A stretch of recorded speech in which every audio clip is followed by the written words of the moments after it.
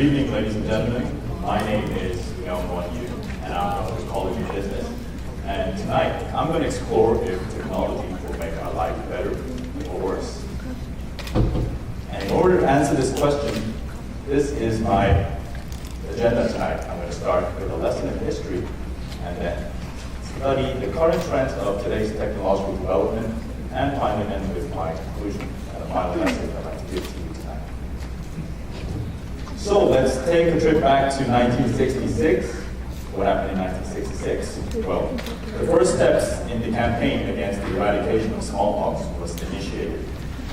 Mankind had enough of this terrible and ravaging disease, and in an unprecedented era of global cooperation, world leaders, governments, healthcare workers, and pharmaceutical companies started a series of vaccination programs which ended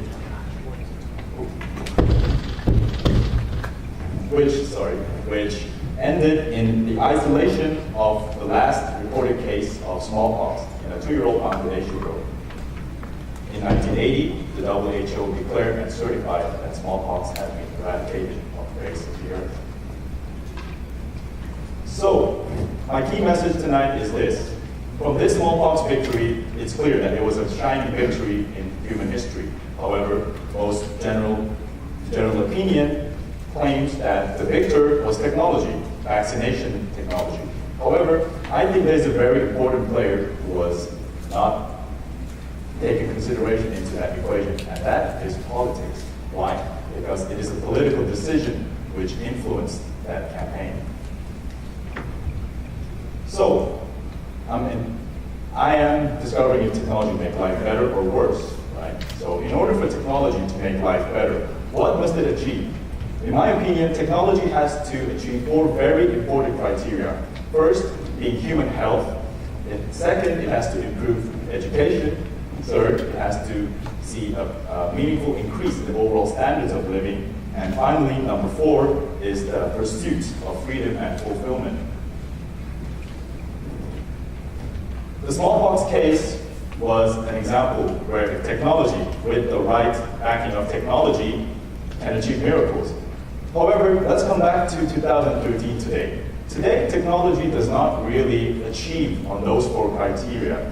Instead, technology seems to have another ultimate goal, which is called convenience. Today, when we talk about technology, we think about the latest computers, our smartphones, apps, automated algorithms which control stock trades. And these things, don't get me wrong, are amazing and they enrich our personal lives. However, it's a little important that it does not take into consideration where we are going towards the future. So as I said, the smallpox example was a case where technology with the right political backing can achieve miracles. However, what happens if we have technology absent political backing? Well, the first thing is this. There's one big issue which we still did not solve, though we have the technology to solve it, and that is renewable energy. Today, in 2013, less than 2% of the world's energy consumption is derived from renewable sources, and political institutions and governments do not pursue renewable schemes due to economic reasons. But there is a very important exception to this rule. Take a look at this graph here. Denmark's energy consumption is derived 45% from renewable sources, and that is a result of the Danish government's policies towards renewable energy, where they put a lot of investment towards it. There is another second issue which is not solved, though we have the technology, and that is hunger. Some people think hunger is a result of not enough food being produced, but that is not the case. Hunger occurs when political systems fail. The world produces enough food to feed the world 4 times over. It's a problem of management, and political institutions and governments are not organized enough to have an efficient distribution system, and that is why we have hunger. The third issue is the prevalence of deadly diseases, such as AIDS and malaria. Now, while these are terrible diseases in their own right, current medical technology is sufficient to treat and isolate these diseases and start a series of campaigns just like the smallpox example. However, once again, politics is the failure here. Political institutions are very unorganized when they deal with these relief efforts, and that is why they contain them towards problematic regions such as Africa and Southeast Asia. So it's very easy to point fingers and blame and judge these issues, right? However, my key message is that there's something lacking here. We have the technology, but we lack the political motivation and the backing, which drives people to get together and try to make a change.